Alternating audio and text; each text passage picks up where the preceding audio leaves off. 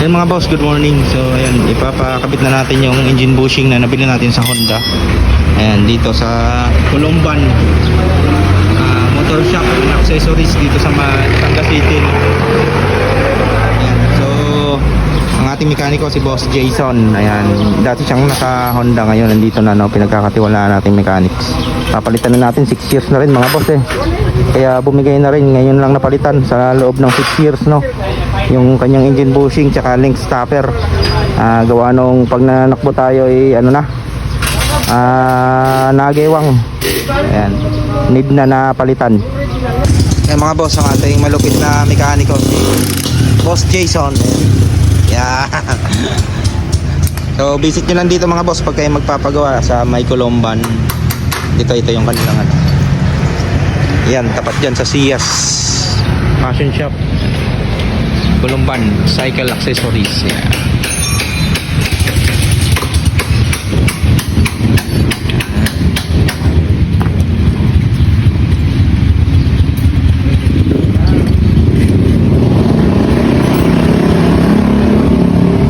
Mga boss, kompleto si Boss Jason ng equipment. Meron siyang bushing puller. Ayan, kaya hindi mahirap ang pagtanggal sa ating engine bushing. Easy lang.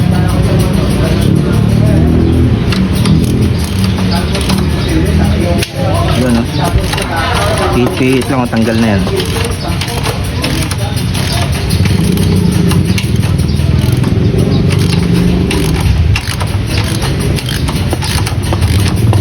Iba-iba pag may engine bushing, engine bushing puller eh. Ayan.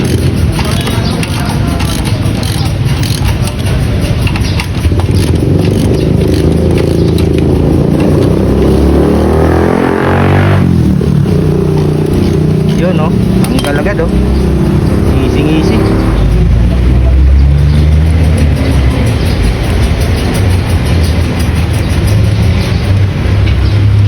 Sadyang sira na boss, ano? Sira na, malambot na. Kaya nagewang pag ano eh. Pati yung ano niya, pugot na. Yung stopper. Na yung Stopper. rubber link stopper. Di ba nilalagyan pa yun ng ano, yung cable tie? Hindi na, ang nilagay ko na lang rugby. Rugby, pwede. Kaya yung ano naman, napuputan yung Pag cable tie, ano? cable tie. Ayan. Kaya mga boss, hanapin nyo na lang si Boss Jason dito sa Colomban. Dito lang sa May Batangas City yan. Dito lang yan, sa ano, Rizal Avenue. Yun, Rizal Avenue, Batangas City. Ilalagay ko na lang sa ano yung address, description, ano. Yun, no, easy ng pagkakabit, oh.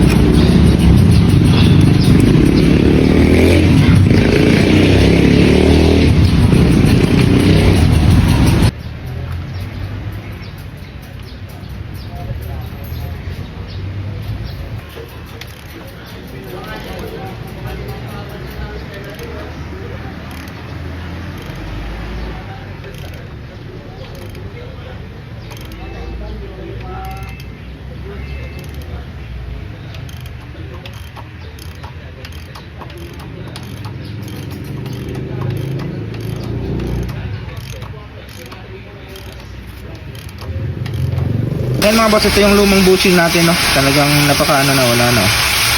Lumambot na. Ayan, bago na ulit ang ating bushing. Bago na yan. So let's get it on.